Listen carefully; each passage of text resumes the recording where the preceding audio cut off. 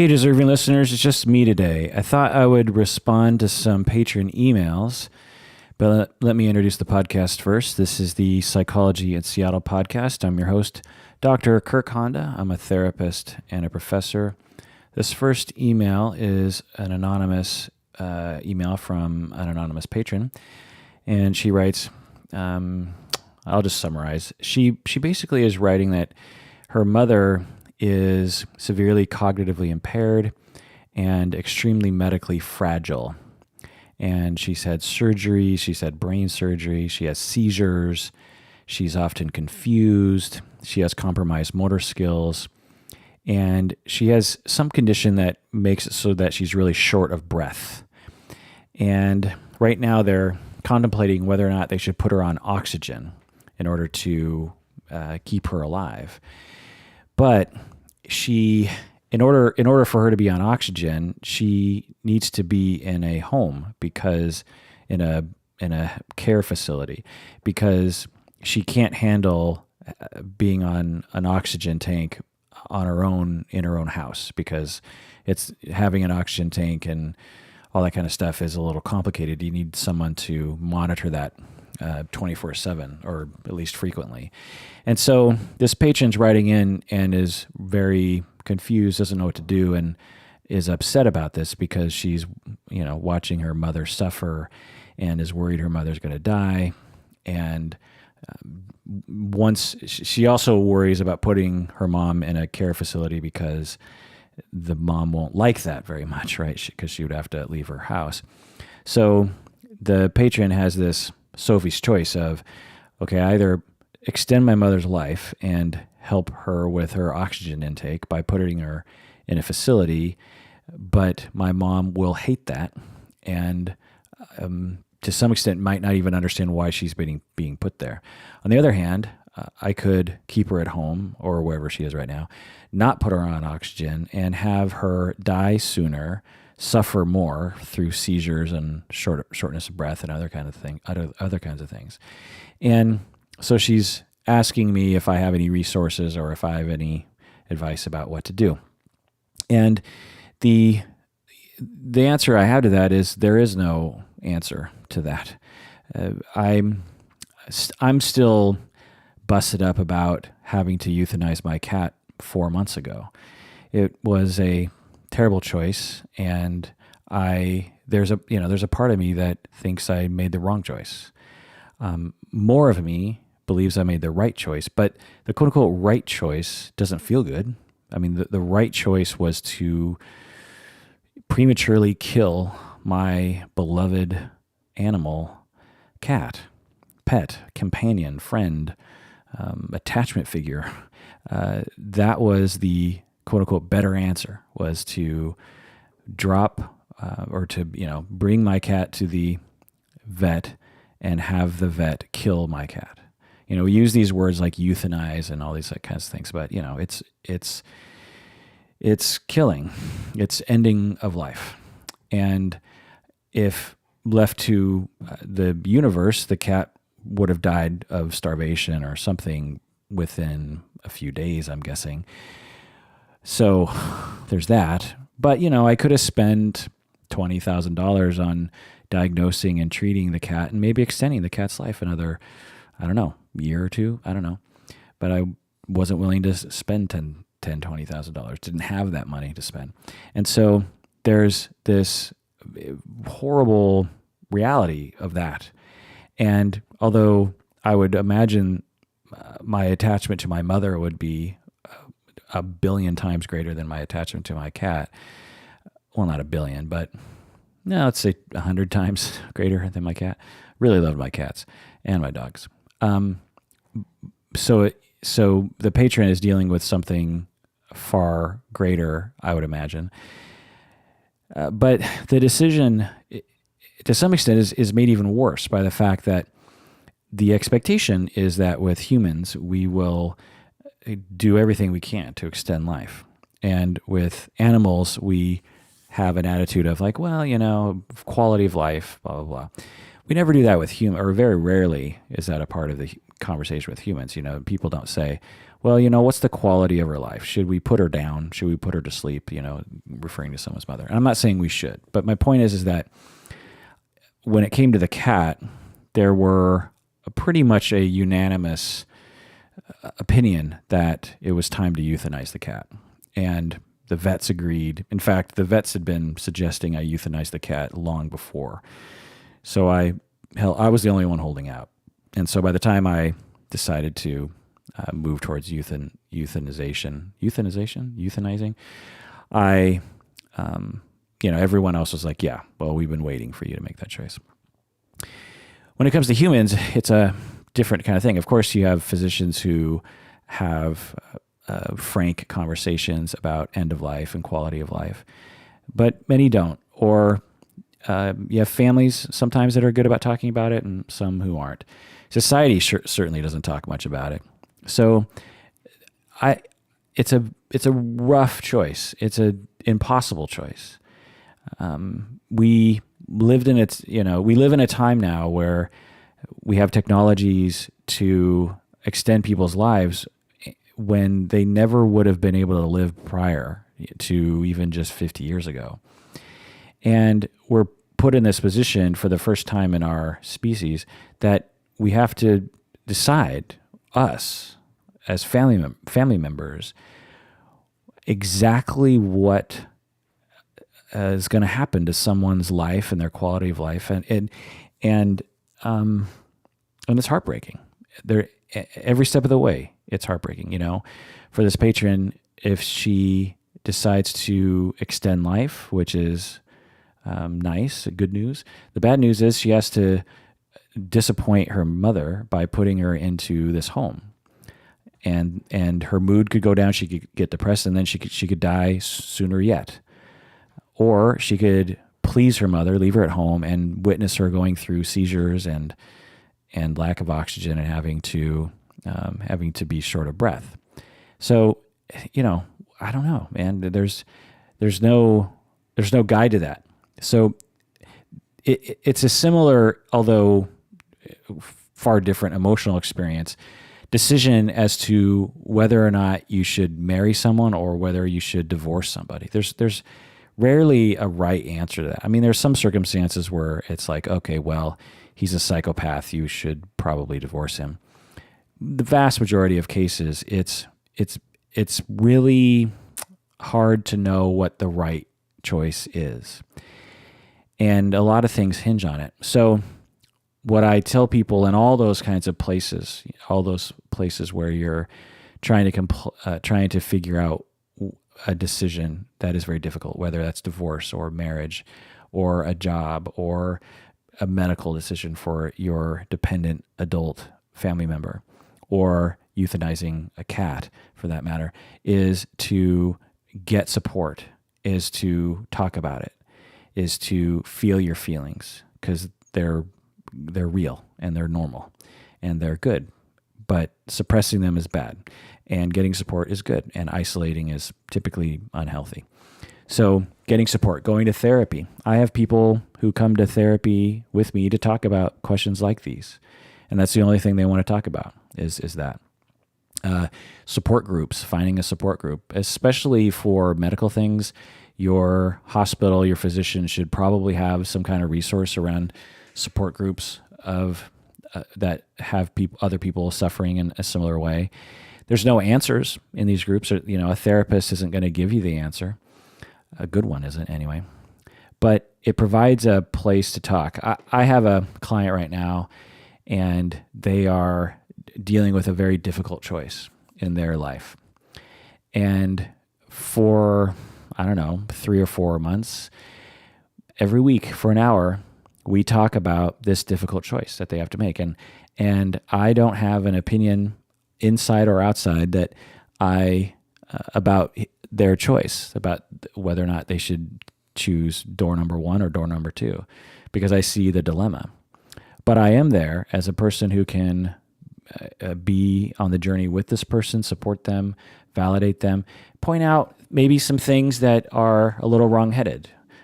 Guilt about, like if this anonymous patron were my client, and we were talking, and she was expressing that she felt like it was all her fault or something.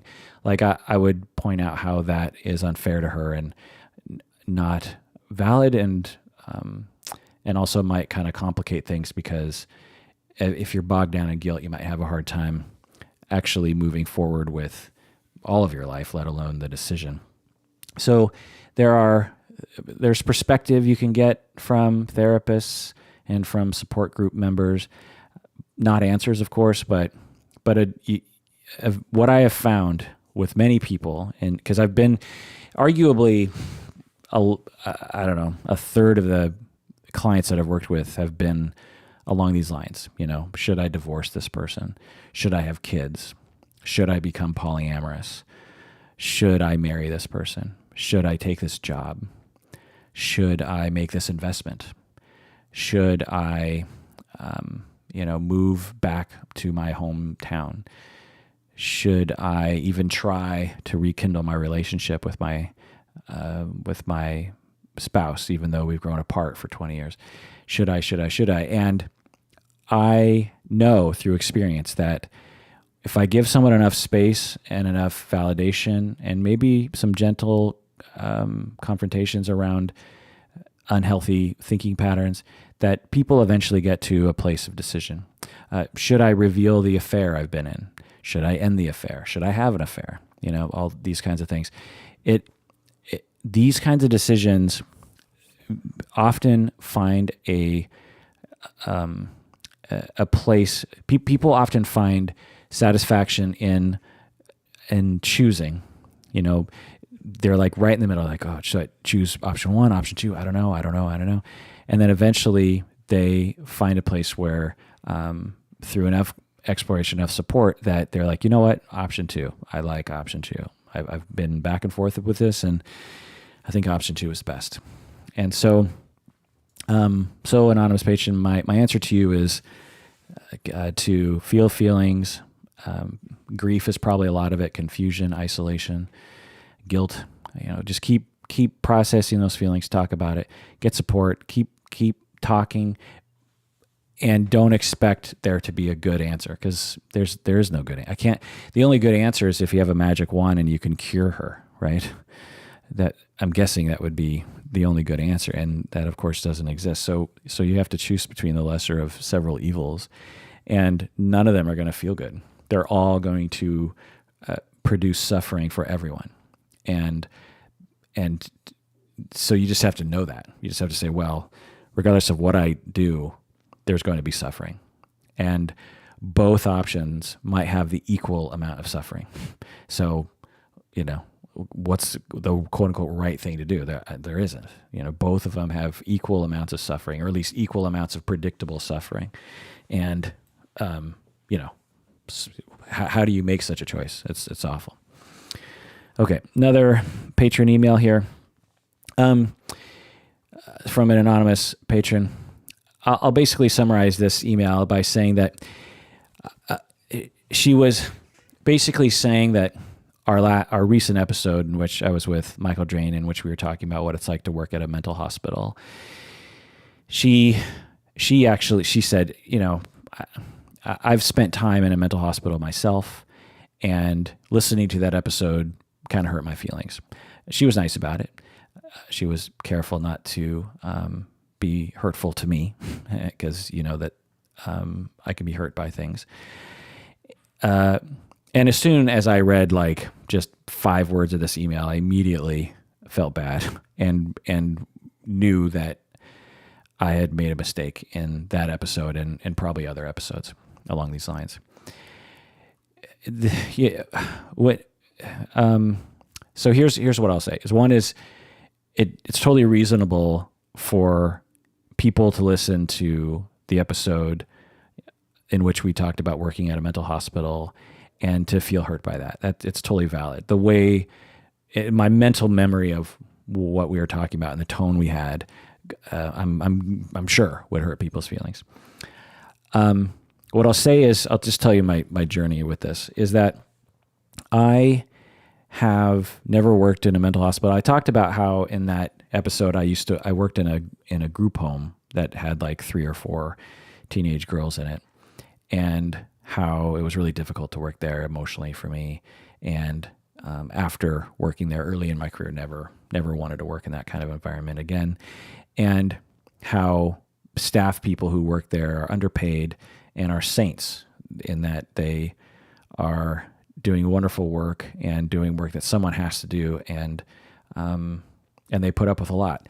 Now, the average psychiatric patient or the average group home member is not aggressive or mean. In the episode, working in a mental hospital, I just kind of went to the sensational stories because I don't know, I have some sort of sick fascination with it.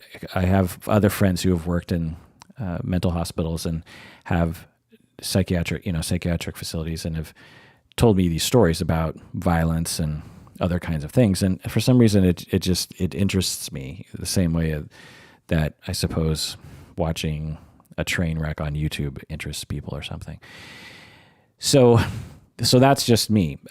The problem is that it basically paints this picture that if you're a patient in a mental institution or a psychiatric facility, that somehow that means you're aggressive and mean and psychopathic and harmful and all these kinds of things. And the fact is most patients are not. I don't know the statistics, but the vast majority of patients are nice people. Everyone in psychiatric facilities are suffering, that's for sure. So most people and I have had friends and family who have gone to psychiatric facilities and are very nice people, and would never hurt a fly. So when we were talking in the episode about working in a mental hospital, we were talking about for my estimation, a very rare kind of patient. And that was unfair.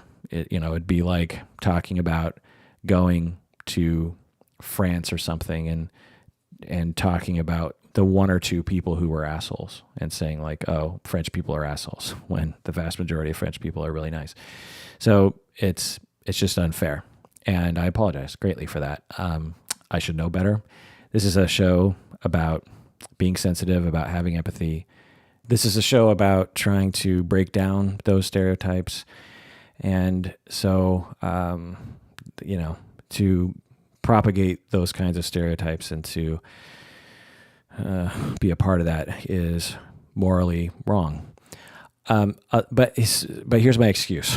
It's not a good excuse, but here's my explanation, I suppose, is that when therapists get together, they talk shop, and they don't necessarily think about what it's like for clients or patients to listen in on that conversation.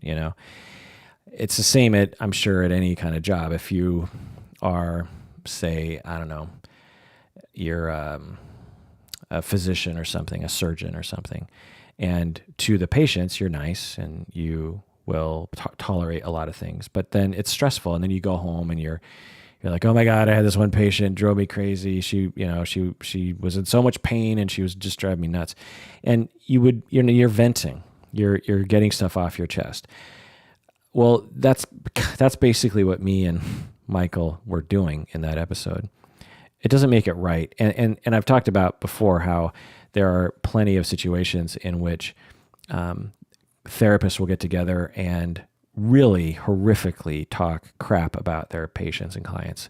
So I'm not talking about that so much. I don't feel like that's what we did, but it was in that vein for sure. So I apologize. I was wrong. It was wrong. I should have known better. And yeah. Okay, let's go on to another email here. Josh from Oklahoma writes in, patron Josh from Oklahoma writes in, says, a debate has arisen in my graduate counseling cohort over the ethicality of advertising oneself as a Christian counselor. Some have felt that by openly affiliating with a dominant religion, it violates the ACA ethical code by discriminating against those who will not be comfortable coming to that therapist. Whether or not that counselor raises the issue of religion in session, the overtone and the disclosure is there affecting the relationship. Others feel that if you advertised as a LGBT-friendly therapist, others feel it's as if you advertise yourself as an LGBT-friendly therapist or other specialist, which is okay. What are your thoughts, Kirk? This is an interesting question. I've never heard this debate before, and I'd be curious. I mean, so my initial knee-jerk reaction is that, in my opinion, it's not an ethical violation to identify and advertise yourself as a Christian counselor. There are many counselors, a small percentage, but many therapists who identify themselves as and advertise themselves as Christian counselors. And I've never thought of that as an ethical violation. So I'm really curious as to why people would consider it an ethical violation. I mean, you lay it out in your email. You're saying that some people think that by openly affiliating with a dominant religion, it violates the ACA ethical code by discriminating against those who will not be comfortable coming to that therapist. And certainly I see the logic in that, but I don't know. It requires more exploration, I think.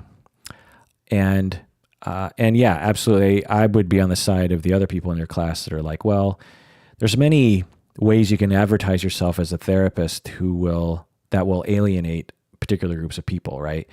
I, for example, advertise myself as a LGBTQ-friendly therapist, and there are millions of Americans who will feel uncomfortable coming to me as a therapist because I identify as such. And we are not supposed to alienate people before meeting them, right? We're not supposed to discriminate, right? We're supposed to we're supposed to be open to everybody. And so if someone hated LGBT people, then I can't discriminate against them as a client. I have to accept them legally. There's nuances to that, but that's the general rule. And to advertise myself as LGBTQ friendly, I'm basically saying, don't come to me. I mean, in a sense, I'm saying, don't come to me if you hate LGBTQ people, or if you're a particular kind of Christian, right? Now, that isn't what I'm trying to say, but I guess it could be interpreted that way, right? But I've never heard an ethical expert say that advertising yourself as a Christian counselor is an ethical violation. It just doesn't, it's not the consensus view. So I emailed that back to Josh, and Josh wrote back. Actually, what I asked him was, well, wait, what's your instructor saying? Because your instructor should be providing the quote-unquote answer to this question. And Josh said that my instructor agrees that there's no ethical violation, though he's not a fan of people advertising themselves as Christian counselors, because it injects a gray area into the therapeutic relationship that is a blank slate under most counselor-client relationships. That is a blank. It injects a gray area into the therapeutic relationship, which should be more of a blank slate. He says, in my eyes, I think it's an effective marketing strategy, especially in the South. However, because Christianity is the dominant religion in the country, it creates a socio-cultural power imbalance that may be intimidating to a client who may be Wiccan or atheistic or something.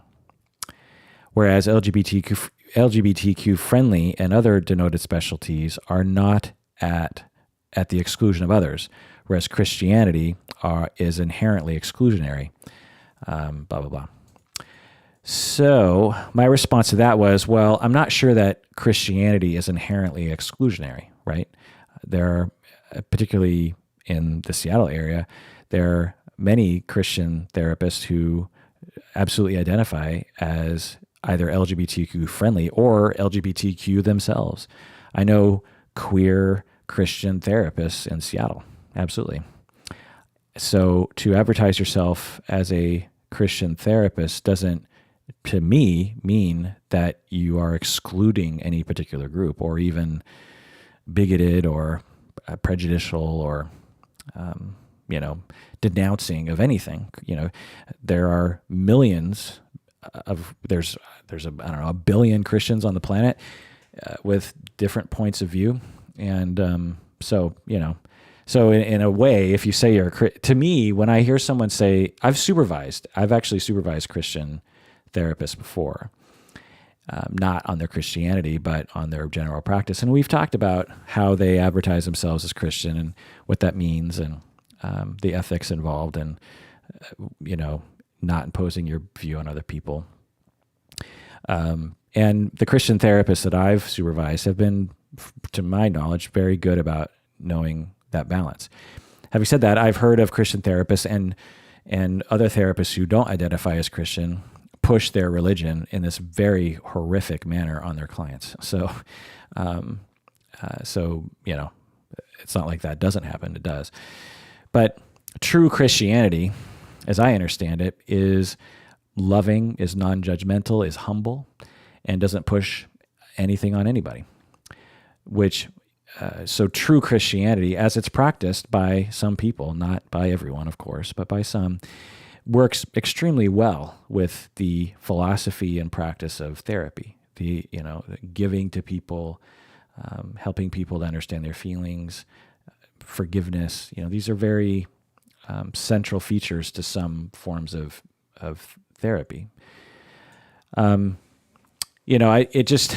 like I said, I haven't debated this with anyone ever, so maybe I could be convinced of something. And reading your response, Josh, and your instructor and their take on it, I see the point. Because the whole point is like our country politically. So there's one way of looking at it, which is like, well, it's just a religious identification, no big deal. But another way of looking at someone who labels themselves as a Christian therapist is within a socio-political, historical point of view, which is that Christians in our Western society in America have been a part, politically and otherwise, of movements that exclude and harm certain groups of people: LGBTQ people, Black people, atheists, people who listen to rap music, for example. And that's our reality. That's the history we come from. So when someone labels themselves as Christian, then you're in part giving off this message that maybe you also are a part of that dominant culture and that history, and you approve of that history. Now, of course, many Christians would say, that's ridiculous. Why would that be ascribed to me? But, we live in a context, and we can't get out of that context. And so some clients, when they see that word Christian, will be like, oh, I don't want to see that therapist. And therefore they are denied help because you are choosing to identify yourself as Christian right from the beginning. Because it is kind of interesting too, because, I just call myself a therapist, right?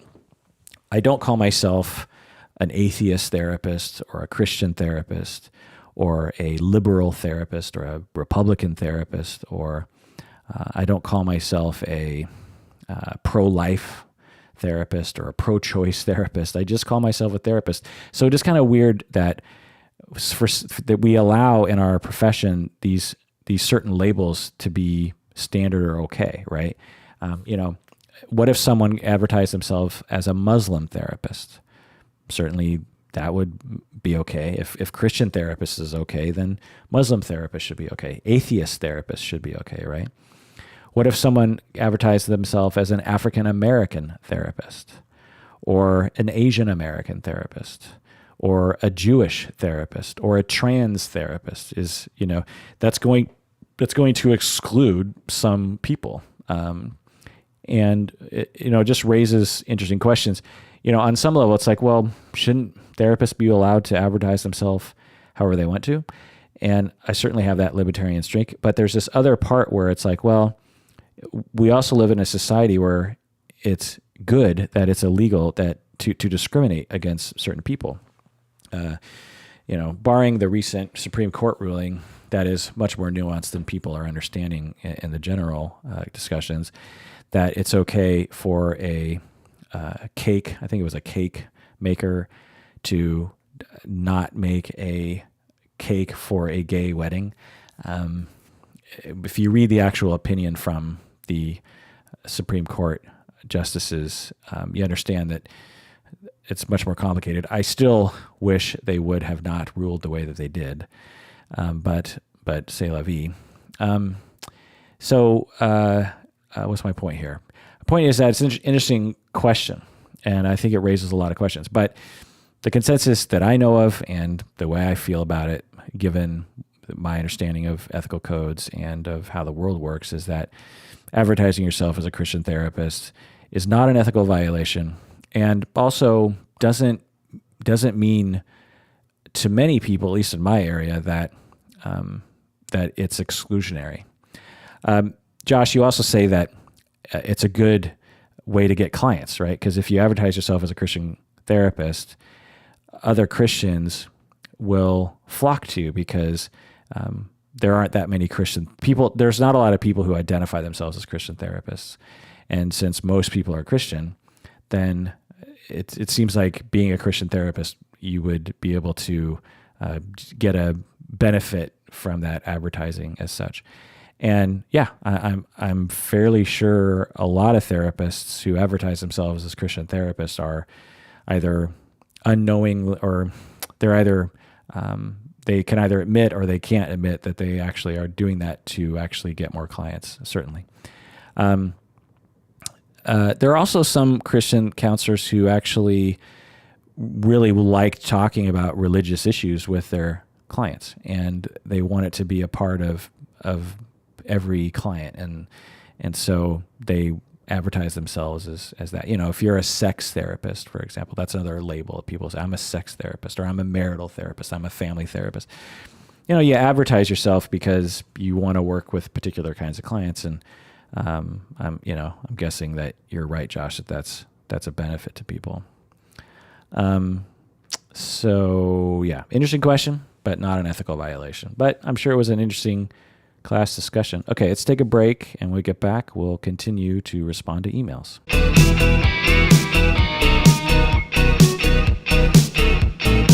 All right, we're back from the break. If you could review us on iTunes, that would be cool.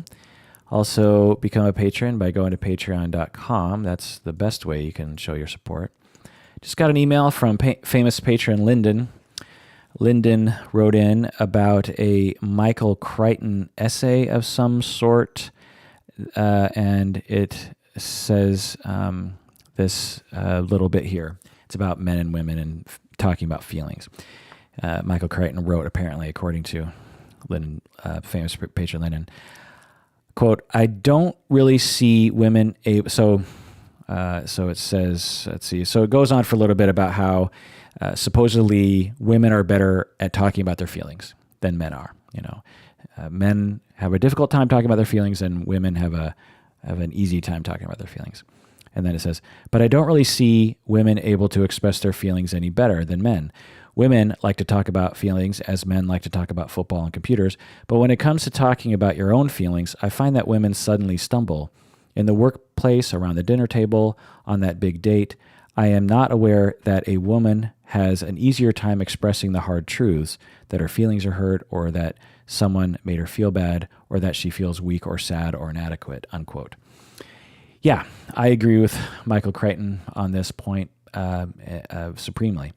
The simplistic black or white notion that some people have, that men have a hard time talking about feelings and women are good with feelings, is ridiculous.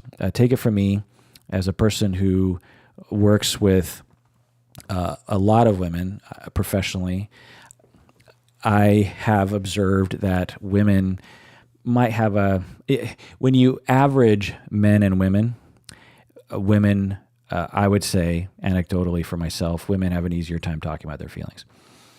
But the average is just slightly off. The fact is most people in our society, and I'm guessing other societies as well, but I know my society well, everyone in our society has a hard time talking about their feelings. There are exceptions. There are some individuals who can talk about their feelings very well, but it probably took some doing. They weren't like that when they were younger. They had to emerge from an oppressive society around feelings to begin to talk about their feelings. So by default, I would say everyone has a hard time talking about their feelings just because of the way our society is. And a lot of people have problems talking about their feelings, women included, believe me. Not only I see no difference in my clients. There's no difference in my female, on average, in my female clients and my male clients in terms of people identify as such, in terms of their ability to talk about their feelings. I learned that long ago because I used to have that stereotype too. I used to be like, well, of course women are much better about talking about their feelings. And some women are, but some women are really, really not comfortable because our society is horrible to everyone regarding this. The other area that I see a lot of this is in my supervisees and my students. 90% of my students and supervisees are women. And a big part of becoming a therapist is the ability to talk about your feelings and the ability to tolerate feelings. And I have never met a student or a supervisee who wasn't uncomfortable with their client's feelings. Every male or female supervisee, trainee that I've worked with has a very difficult time when their clients have difficult feelings. And I see no difference between men or women regarding that, difficulty and the developmental growth that they have to go through. So in some ways, I think men might even have it a little easier because they know and they've been told that they have a hard time talking about feelings, and so they admit to themselves and to others that they need to work on that. Male therapists know that they've been socialized to not talk about their feelings, right? And so like, well, I better get over that issue because I want to be a therapist. And that was the journey I went on. Whereas some female therapists, because they are told by society that they're really great with feelings, they don't necessarily recognize as quickly when they also, just like men, have a hard time with emotions and are uncomfortable with emotions, and have difficulty with vulnerability for themselves and with other people. Just take the small sort of example, not small, but specific example of clients crying in session. So, clients cry in session, right? And when I work with trainees, I haven't taken a poll on this, but I would say that every single trainee and supervisee I've worked with has reacted fairly uncomfortably to their clients crying when they first start out as a therapist. And again, the stereotype is that, well, women are really great with vulnerability and they can listen to people cry and not be threatened the way that men can. And the fact is that binary black and white point of view is silly. In general, everyone's uncomfortable with people crying, including women. And I have, worked on helping these therapists get rid of that social notion and to embrace vulnerability and to embrace tears as they develop. I've worked with, everyone has that problem. So yeah, famous patron Lyndon, thanks for alerting me to that.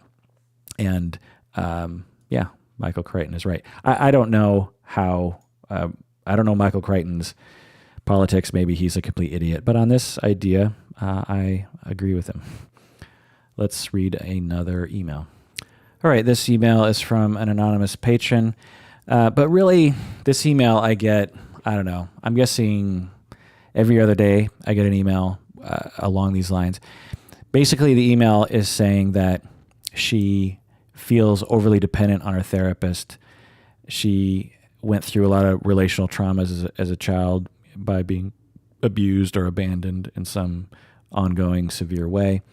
And she really likes her therapist and she thinks about her therapist a lot, can't wait for the next session, wants to see her therapist several times a week, and might even be having romantic or sexual fantasies about her therapist. And I get emails, basically with all those features. Like I said, probably every other day. And so I just thought I'd provide and I know I've talked about this before, but I feel like maybe there's so many of you out there that are like this. You might need to be told this many times, which makes sense because it's so complicated and fraught with social constructs about what therapy is and what's appropriate and inappropriate that you're probably confused and upset by it. But so let me reiterate some things I've said before, which is that this is a very common experience in therapy, especially for people with childhood relational traumas. If you were abused or rejected throughout your life, you grow up and you're walking around and you look like an adult, but there's a part of you that is still a hurt, needy little child. And all of us retain some of that. But for people who were particularly abused or neglected, they have a huge part of their selfhood that needs a lot of love and attention. And therefore, as an adult, when you meet a therapist who actually meets your needs in that way, you have an extreme outpouring of attachment and love and satisfaction and appreciation for that person, because this person is finally giving you something that you deserved a long time ago. And with those feelings of appreciation and love and attachment and all that comes with it all these worries of, well, wait, what if this person rejects me? What if this person dies? What if this person thinks I'm a bad patient? What if this person closes their practice? What if this person doesn't have time for me next week? These are normal worries, and that means that therapy is going well, honestly, because if these things weren't happening for you and you suffer from relational traumas, then the relationship isn't intense enough. So it just means that it's working, but it's not pleasant. That anxiety about rejection from your therapist, it doesn't feel good. It feels awful. But that's part of the healing process. The key is that you just don't beat yourself up about it, which I hear a lot of emailers saying. It's like, there's something wrong with me. I don't know why I feel this feeling. I feel bad that I'm fantasizing sexually about my therapist. I feel bad that I'm so dependent on him. I'm so upset that my therapist feels that I'm so needy or something. Do not beat yourself up about it. It's natural. It's normal. It's totally understandable given the circumstances that you've been under. You can't control your feelings is the point. So don't beat yourself up about them. It's a normal part of the healing process of therapy. The other questions that I get a lot from people is, should I talk with my therapist about it? What should I do about it? What do I do? And the short answer to that is you don't need to do anything. There's nothing really to do about it. Keep going to therapy, keep healing. If you feel like you want to bring it up with your therapist, go for it, but you don't have to. There's no need, or particularly there's no central need for you to reveal to your therapist that you're in love with him or that you want to have sex with him or something. You can if you want to.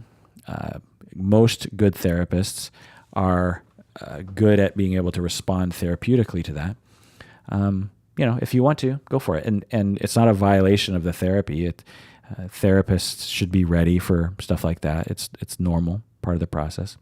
If you want to talk about it, go for it. But if you don't want to, don't worry about it. And don't think about it. Don't think about the question about whether or not you need to tell them. I get a lot of people say, well, should I tell him? What should I say? I don't want to hurt his feelings. I don't want to push him away. And, the thing is like, it doesn't matter. You can tell him, you can not tell him. That's very, very distant priority to the primary priority, that you stay in therapy, that you continue to absorb their secure attachment, that you continue to build trust in other human beings, that you continue to learn that some human beings on this planet are dependable, non-abusive, non-rejecting, nice, loving individuals who actually love you for who you are. not for what you can be or look like or something. So just continue going down that road. It might be 5-10 years before you feel better. It's going to be a long journey. But the worry and anxiety about what do I do with these feelings, and how do I tell my therapist, or what if my therapist hates me for these feelings? It doesn't. It's not a priority, and my guess, given the emails that I get from people. Like I said, if you want to tell your therapist, go for it. Nothing wrong with that. Good therapists can totally be able to handle that. People have told me that before. They've told me they're in love with me, or they, have sexual fantasies about me. And I'm at work. You're not. When a client tells me that, we're not at a bar having drinks together. I'm at work. This person's a client. I'm professional about it. It doesn't make me giggle. It's just like, oh, interesting. Well, that means that one, therapy is working, and wow, what a great thing you just did to reveal that to me. It took a lot of guts to tell me and to trust me that I wouldn't ridicule you, and that I would not run away. That's a great show of trust in me, and I appreciate that. But after the session's over, I don't worry about it. I don't think about it. It's okay. Feelings are feelings. And like I said, for people who have been relationally traumatized as children, it's extremely common to have those feelings come pouring out when you finally have a secure attachment. It's been noticed back in the Freudian days. It's a human thing. It's not a new thing, and it's human. Now, you don't hear many stories about it because our society is fucked up and no one wants to talk about it. But take it from me, totally normal, par for the course for particular kinds of conditions. Okay, let's read another email. But actually, before we go on to another email, I want to say that just because it's par for the course doesn't mean that your feelings are invalid or not valid. It doesn't mean that your feelings are somehow not real. Your feelings are real. When you have love or sexual attraction for your therapist, those are real feelings. They're not fake feelings. They're not silly feelings. They're not childish feelings. They're feelings. They're real feelings. And they are the same sorts of feelings that people have in other contexts when they are in love with their spouse or they want to have sex with someone on Tinder. These are real feelings of lust. They're real feelings of love and attachment and romantic love. They're real feelings. So don't want to give the impression that I'm saying that they're not real feelings. They're totally real. Having said that, those very real feelings are a symptom that things are going well in therapy. And given the overall goal to help the client heal, that both the client and the therapist have that goal, those feelings cannot be acted on because it will harm. It'll bring the relationship into a different kind of relationship that won't be therapeutic for the client, and very likely will traumatize the client, and very likely will have the therapist lose their license, maybe lose their marriage, make them feel terrible about themselves. So it's a very real feeling that just can't be acted on, right? Okay, let's read another email. Oh yeah, so I did an episode recently about rape fantasies. It was a patron-only episode, patron-exclusive episode, in which I went into the history and the research and the perspectives and the psychodynamics, so to speak, of people who fantasize about rape and about being raped or even raping other people, and how these are just fantasies. They're vast majority of the time completely divorced from any kind of wish for reality. So I did an episode on that, and at the end of the episode, I asked, I ad-libbed or spontaneously asked people if they wanted to, they could send me in their own rape fantasies. I'm not sure why I asked people to do that, but that's what came out of my mouth at the end of that episode. So some of you did, and I just want to acknowledge that many of you did that. And the thing that I'll say that I talked a little bit about in the episode, but want to further emphasize here, is that there are people who identify with many different genders, male, female, queer, non-binary, and otherwise, who will have who have fantasies, frequent fantasies of being raped. We often associate rape fantasies with women, but certainly other gender identification people can also have fantasies about being raped. There are also fantasies that I didn't really talk about in the episode so much that people have about raping other people. And that also can go either direction in terms of gender, or any direction in terms of gender. It was interesting to read some of your actual rape fantasies because, again, many of you felt at least slightly ashamed, if not very ashamed of them, or at least kind of creeped out by your own fantasies or something. I don't know. And I just want to further emphasize that there's nothing wrong with fantasies. There's only something wrong if you harm other people in real life, in general. Sometimes fantasies about something can actually lead to things, but if you just actually recorded everyone's sexual fantasies particularly that they've ever had, that every thought they've ever had while they were masturbating or having sex or just daydreaming about sex, everyone would have some crime in there of some sort. Everybody, if not half of their fantasies would involve some sort of crime, whether it be exposing themselves to other people or having sex in public or rape or incest or other kinds of things, blood, S&M, violence.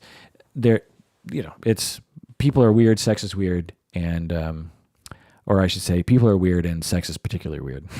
And there's nothing wrong with that. It's beautiful. Life is beautiful. Sex is beautiful in all of its different forms. So anyway, thanks for sending in your emails about that. Okay, this message is from patron Kyla. Kyla wrote, I came across the Rules of Therapy episode on YouTube, and that was our episode. I came across your episode called The Rules of Therapy on YouTube, and I was so surprised to hear you say that offering advice, not questioning why, or offering a tissue is not completely off limits. So basically what Kyla is saying is, in that episode, I talked about how there's a lot of these rules that are taught in training programs, like never offer advice or never ask why or never offer a tissue to somebody. And I find that these rules are just completely stupid. There are some things that programs will teach that I can kind of get, but these ones I'm just like, there are many training programs where you have quote unquote qualified professors talking about how you should never ask your client why. You should never ask why. And I just find whenever I hear that, I'm thinking either that professor is not a real therapist or doesn't actually practice as a therapist, which you'd be surprised. There are some instructors who have actually never actually conducted therapy, which is very strange to me. Or the instructor is very new and has really no idea what they're talking about. Or some people are just really stupid, I guess. I don't know. The notion that therapy can be reduced to these, really, I don't know, arbitrary rules is so stupid. As I talked about in the episode, I understand the spirit. I understand where they come from.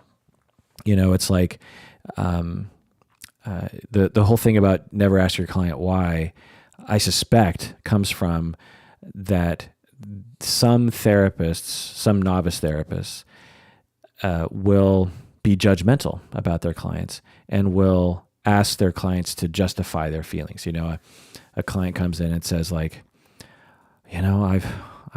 my husband died 10 years ago and I'm still really sad and depressed about it. And you have this stupid therapist who says like, why are you still upset about that? So in that instance, yeah, that's a really stupid, horrific, judgmental thing for the therapist to have said. And it happened to have started with the question why. But there are many times when I'm talking with a client and I legitimately want to know why. They'll say something like, so I'm really concerned about my job. I'm really worried about the place I'm working in. And I'll say, why? Like, what else am I supposed to ask in that situation? There's a lot of different ways I could ask the question without saying the word why, right? I could be like, how come you have those feelings? Or tell me more. Or what would you like to tell me about your work? But essentially what I'm asking is why? Why are you feeling that? I want to know more. The question exists in the English language for a reason. And the question why is not inherently judgmental, right? Of course not. It's idiotic. Other rules I hear is like, never cross your arms, never cross your legs. This one, don't give them a tissue. I have no idea where that comes from. Don't offer advice. Again, I understand, especially with the offering advice one, I understand where that one comes from. The crossing your legs is so stupid. The idea that just by not crossing your legs that you will convey empathy towards people or openness. It's like, no, that's dumb.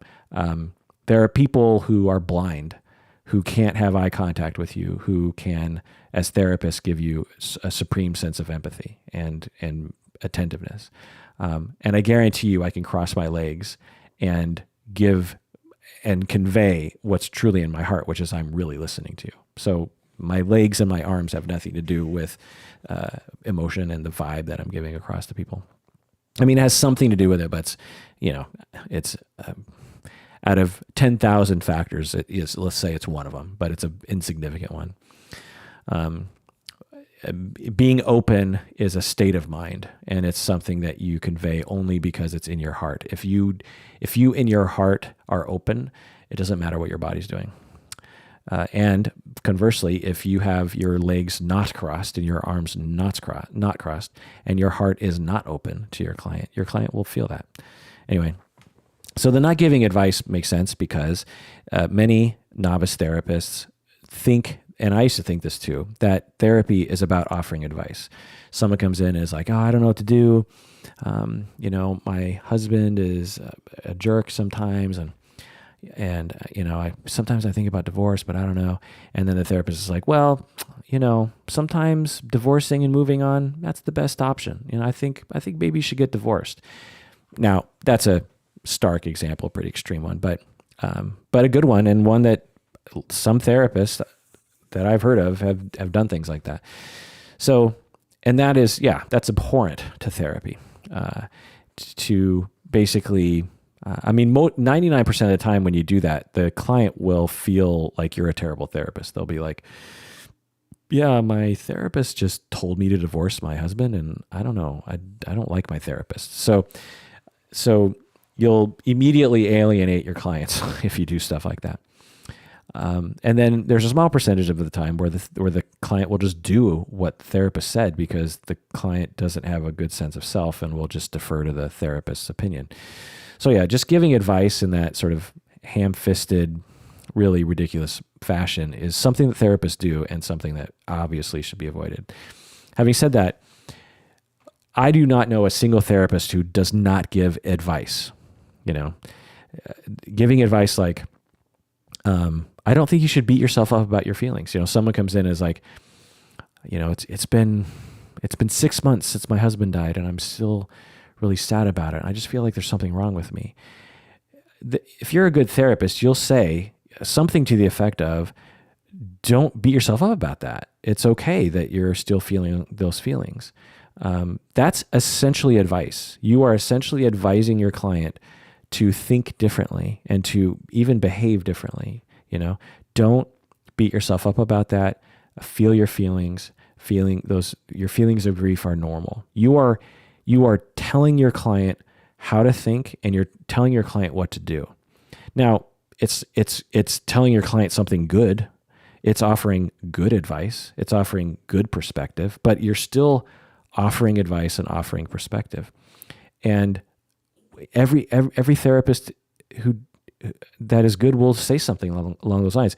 Or even more specifically, like a client will say like, I'd like to talk about how to quit smoking. Or let's say how to quit drinking. I want to talk about how to quit drinking. And you feel qualified enough to have that conversation. Well, it's going to involve a lot of advice giving. Don't go to the bars. Don't have alcohol in your house.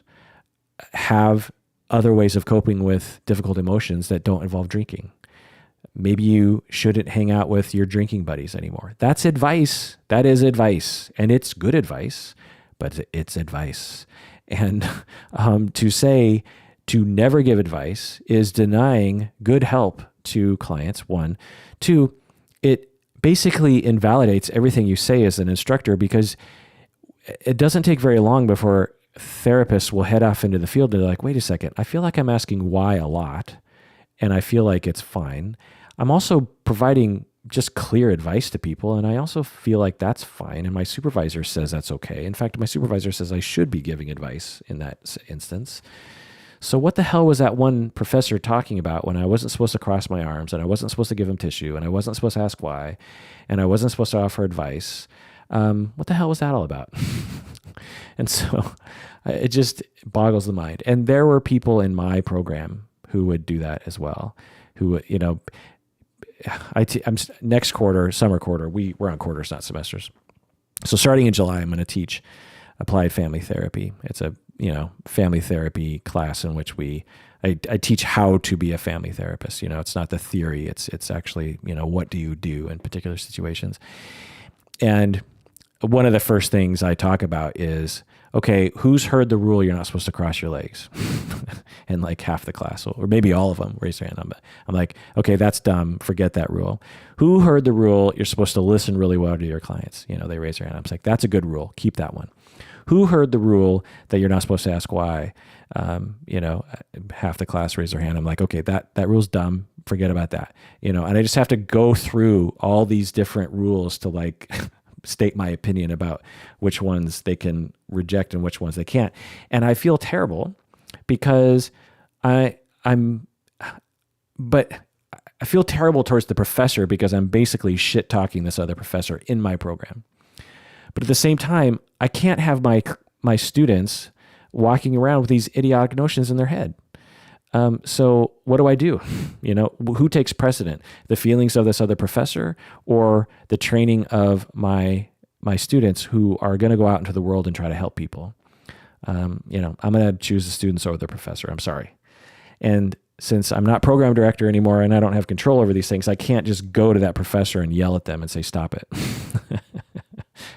I wouldn't do that anyway, I suppose. But, and as a secondary kind of issue, which I'm guessing some of you might be asking, it's like, well, couldn't you go to the professor and have a conversation about it, and work it out? And yeah, maybe, but conversations like that between professors can be extremely difficult. And I've had them. I've had many of them.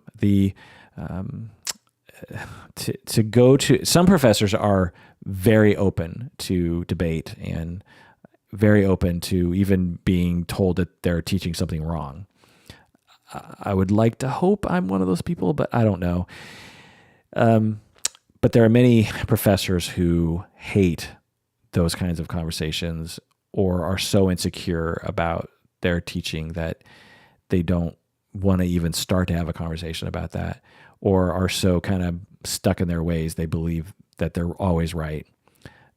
That's a frequent factor.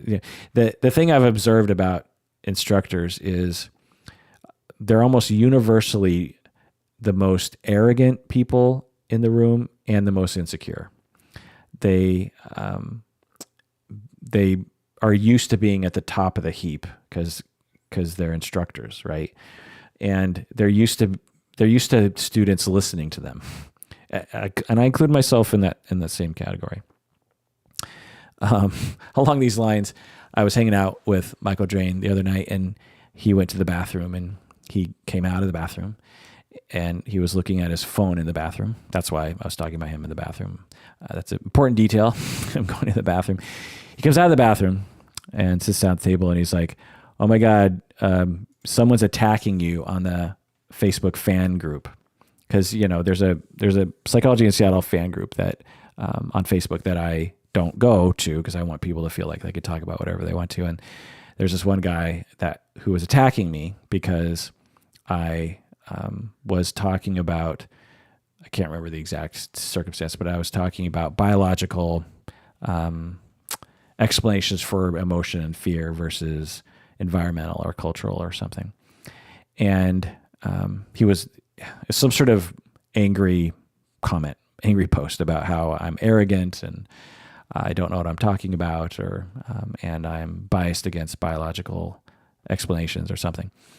And Drain was like, "Oh man, this guy's an asshole.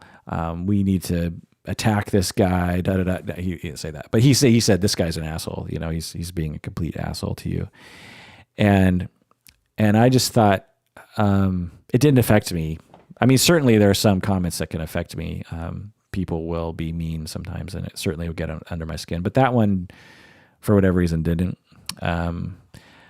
And so I just told Drain, it's like, well, one, I'm probably guilty as charged that I can be biased against some biological explanations, and it's not my area of study. So I don't claim to be an expert in that. So I'm offering opinion. But in general, what I hold to be what I believe in is that our society and many people in my field are too in love with biological explanations and don't acknowledge sociocultural, political, historical factors when they are observing psychological or behavioral phenomena. So it's that's my point. Often is that I by no means am I denying biological factors. Certainly, there are biological factors on our reality. We are a body. We are an animal. We have a squishy nervous system that is material and is limited and has certain evolved characteristics, and that's all demonstrated and obvious. But we are also set up evolutionary-wise to absorb our society, and many of our attitudes and our behavior and our preferences have been culturally learned through time. For example, I love to eat very stinky Japanese food, and I'm not talking about sushi. I'm talking about fermented snot-looking tofu, disgusting things that most Americans, vast majority of Americans, and many Japanese Americans think is disgusting, whereas I like it. Why? Because I learned to like it, because I learned to eat it when I was a kid, and I associate it with good things. It's arguably really disgusting, empirically disgusting. So why do I like that one thing and other people don't? Well, it's not from biology. It's because of culture and learning. So I find that a lot of people have a hard time understanding that. And so I spend a lot of time arguing against biological explanations because I'm trying to deny them, but because I'm trying to bolster and make my argument that culture, history, society, and learning play a much bigger role than people typically give it credit for. And when we understand that, we are better able to be clinicians, but we're also better able to change our own behavior for the better, and we're better able to change our systems so that we end up changing things that we want to change. To believe that that we're born with racism is problematic, because we're like, well, people are born that way. And certainly there are some things that we're likely born with. We're likely born with a preference for familiar faces, right? So the more we see our parents, we tend to end up liking people who look like our parents, and we tend to be afraid of people who don't look like our parents. So if you have a white mother, you will probably, and they've studied this, that even by like 3 or 6 months, you already tend to prefer white faces. And by definition, 6-month-old babies are racist, And so certainly that, it's all measurable and real. But the notion that like the KKK or white supremacy or believing that Mexicans are lazy is somehow innate and we're born with that is ridiculous. That's so dumb. So So how did I get on that topic? I'm free associating. How did I get here? Oh, well, for some reason I was going down a road in which Michael Drain was telling me something that was written on the Facebook fan group, and I was reacting to that. And so I'm explaining my bias. Oh, so yeah. So what I told Drain was like, well, yeah, I am biased against biological explanations because I have a bone to pick there. Yeah. So the guy attacking me on Facebook is right and correct in that I am biased. Yeah. And also that I'm arrogant, because the guy on Facebook was saying I'm an arrogant prick or something.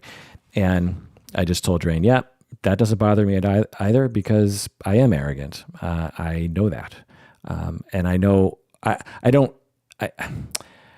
don't hold belief systems that I think I'm better than other people, by no means, but I know that I come across as arrogant. I know that there is a way that I am that causes people to dislike me because they think that I'm arrogant. I've had people have said that to me enough times in my life for me to realize, oh, this isn't just an isolated one individual distortion of me.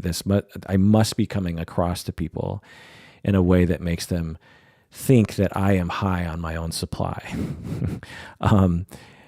And certainly there are elements of my personality in which I am high on my own supply, in which I prefer myself over other people in ways that are probably above average. And so I know that about myself, and I have to put pressure against that, or else I'm going to hurt other people's feelings, or I'm going to make other people feel bad about themselves, or I'm going to belittle people, or I'm going to, at the very least, make a fool out of myself because I'm going to look arrogant when I don't want to look arrogant. I want to look like a likable dude. And knowing that about myself has been a journey. And that's my problem that I have emerged into adulthood with. I could tell you where it comes from, but I don't have time. That's another episode. Yeah, so that is for patron Kyla. Yeah, the rules of therapy, silly. And there are some rules to therapy, like don't have sex with your clients. But to reduce the complex human healing experience of therapy to a set of dumb rules misunderstands the whole enterprise and diminishes it and demeans it to a set of behaviors that if you follow, you will be an effective therapist, which is ridiculous. I understand. Another reason why I think they teach it is because if you don't have something to teach, if you're tasked with teaching young therapists how to be therapists, and you don't really understand therapy yourself, then that is a scary scenario. And so you're gonna look toward concrete things that make sense to you. And so that's where these rules come in. So you're just like, well, I'll just teach them these rules. I mean, I have students who come to my class, or people who talk to me, who say that in class they would do role plays in which they were primarily being graded on whether or not they were crossing their legs or not, and whether or not they had constant eye contact. I'm here to tell you that constant eye contact is a little creepy. Sometimes you want to be completely locked in on someone's eyes, but there are other times when it just doesn't call for that, and can be very odd feeling. To have someone just staring unblinkingly into your eyeballs is unnerving sometimes, given certain contexts. Now, under some, eye contact is a big deal and a big part of how clients experience therapy and a big part of how you can communicate. And some people struggle with it. Some people have a hard time with eye contact and will avoid it and need to work on that. But these notions of just reducing the complex relationship of therapy to these simple rules. So Kyla, you asked, what are the other rules? So in your email, you're like, what other rules are being taught to trainees that are wrong? And so let me think. Well, one rule that I hear about sometimes is to never touch your clients. But that's an oversimplification. I mean, in general, when in doubt, yeah, don't touch your clients. But there are times when touching your clients is fine. Shaking hands, hugging can be totally therapeutic and ethical under certain circumstances. If you work with kids, if you work with young kids like 5-year-olds, there's no way you're not going to touch your client. I mean, not only are there sometimes when you physically have to grab them so they don't fall down, or I don't know, they don't swallow a Lego or something like. So there's times when you absolutely should grab them, but there are other times when they're just going to walk up to you and sort of drape themselves over you or something, and or they're going to want to sit close to you and read a book.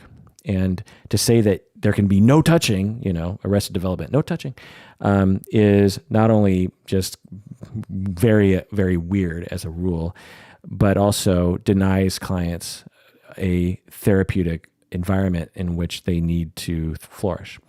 So again, touch is a very complicated thing. I've talked about in the podcast many times before, but to say never touch your clients is an oversimplification. Another one that I hear people say is never accept a gift from a client. Never accept a gift. It's unethical to accept a gift. It is not unethical to accept a gift. It can be considered an ethical, problem. It could certainly be considered a massive ethical violation if you're like, I need gifts from you all the time, or else I won't help you. Certainly there's that. Or setting up a situation where clients are competing for your attention by giving you a gift or something. Yeah, absolutely. But there are certain situations when not only is it totally okay to take a gift from a client, but sometimes it might be actually really therapeutic. So, and counter-therapeutic to not accept the gift. So gifts are complicated, just like touching is complicated, but you can't reduce it to a rule. Some instructors, I've heard this before, will have a rule that you never self-disclose. Never self-disclose. It's unethical to self-disclose. This one is patently wrong. It is completely against evidence and idiotic to never. Yeah. If you don't want to self-disclose, that's fine. But if you're okay with self-disclosing and you are self-disclosing as a therapist at times for therapeutic purposes, not only is that okay, but it actually is supported by the evidence that you're overall going to be a more effective therapist. So that rule of never self-disclosing is actually counter to the ethical guideline of doing the best job you can for your clients. Again, if you don't want to self-disclose about something, then don't, but if you're cool with it, then it can really be used effectively. There's certain guidelines, and I've talked about it in episodes about self-disclosure. Some people will say like never go on social media with your clients, or Facebook, or never text your client, or never use Snapchat with your client or something.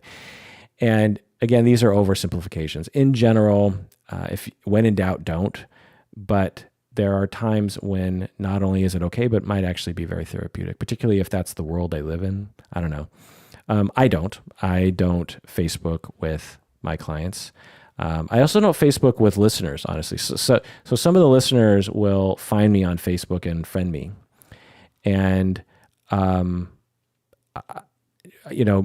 my clients on Facebook, because clients will friend me on Facebook too, and I'll won't confirm the friendship on Facebook.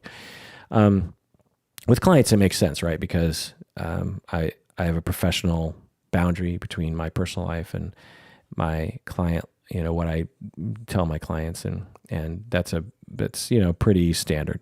You could make an argument if you had an effective practice, an ethical practice of friending your clients on Facebook. There's nothing inherently unethical about it. You would just have to be very careful about what kind of things you end up revealing to your clients on Facebook. But there's nothing wrong with being a friend with a client. I recently had a instructor email me, and she's like, I heard from other instructors that it's not okay to be Facebook friends with a student. Is that true? And it's nuanced, and I could talk for an hour about instructors or being friends, Facebook friends with their students. But there's no policy against that. We're all adults. It's fine. There's certain guidelines you want to follow so that you don't harm profession or your own occupation or your own life. And also, obviously, you don't want to harm the student. So, there's things to go over, but I'm friends with many of my student, former and current. So there's a lot of different guidelines to follow. So in general, you don't want to do it, but when in doubt. But there's times when it can be okay, particularly if you're a particular kind of therapist, I suppose. I don't know. There's a lot of things we disclose all the time online and otherwise, and no one freaks out about some of this stuff, but somehow certain kinds of disclosures are considered off limits. The fact is that therapy is a very weird thing, and it's hard to know what exactly works with any particular client. And it's a relationship. It's a healing space. And there are no rules, again, other than having sex with your clients. There's very few things that you could definitively say are completely automatically untherapeutic and uncalled for. Again, having sex with your client, being friends with your client is generally frowned upon or generally untherapeutic, I should say. But crossing your legs, saying why, self-disclosing, accepting a gift, these are not slam dunks in terms of, unhelpful things.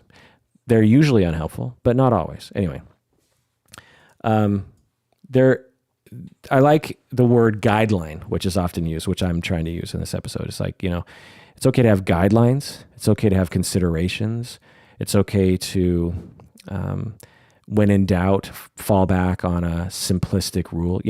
If you think touching a client, if you're unsure, then just fall back on the oversimplified rule of don't touch your clients. If you're unsure, don't do it.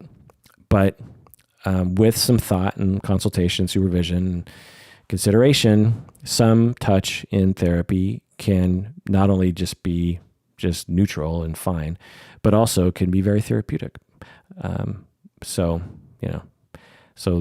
that's all that. Having said that, I know a lot of therapists who have a very liberal attitude about touching in therapy and use it to very untherapeutic means, have very untherapeutic moments in what, there was this one therapist I knew about who, a male, and so the female client was talking with me, and she's like, so I was with this therapist and I started crying, and this was like session 2 or 3, and I was crying about this thing, and the therapist got up out of his chair and sat down right next to me on the couch and put his arm around me while I was crying.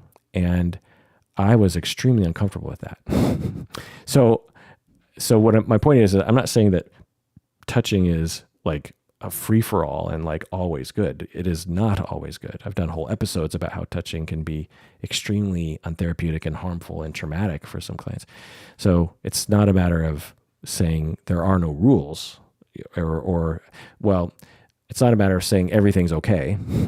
It's a matter of there's nuance and there's consideration, and there's some things that are going to be harmful, and there's some not. It'd be like, to me, it's like saying, it's like watching a therapy session, and you're watching these two people talking back and forth. Client says something, therapist says something, and the client walks out of the session and says, "That was a terrible session. I feel traumatized by that session." And instead of actually drilling down on the nuance, you actually just create a rule that you can no longer talk as a therapist. As an instructor, you just say, okay, new rule, never talk to your clients. Because I saw these two people talking, it was harmful to the client, and therefore no more talking with your clients. That's what it's like. That's what no touching, don't cross your legs, don't ask why, don't ask. That's what it's like. You're throwing the baby out with the bathwater. You're just like oversimplifying the situation to avoid bad things happening, and you're eliminating not only the bad things, but you're also eliminating like all these other potentially neutral or good things. Anyway, so that does it for that long episode of Psychology in Seattle, in which I answer your questions. thank you for listening to this podcast. I don't think I've ever said it quite like that. It satisfies my arrogant narcissism to have people listen to me. And I don't have to subject people in my personal life to my ramblings as much as I would otherwise. So I guess to all my friends and family, they thank you as well for allowing me to vent into a microphone for a few hours a week. And I spare them those 3 hours. But yeah, it's great that you listen, and it gives a lot of meaning to my life.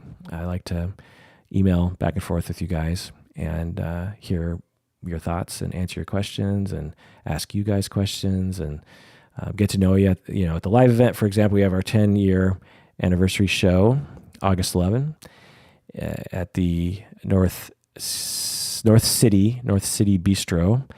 August 11, 3 o'clock. Go to the Facebook page for more information.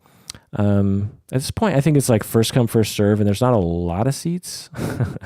So I'm slightly worried about capacity, but hopefully things will work out. I have sort of a plan if things get real tight in the room. I have another plan, I guess. Anyway, take care of yourself out there because you deserve it. You really, really do.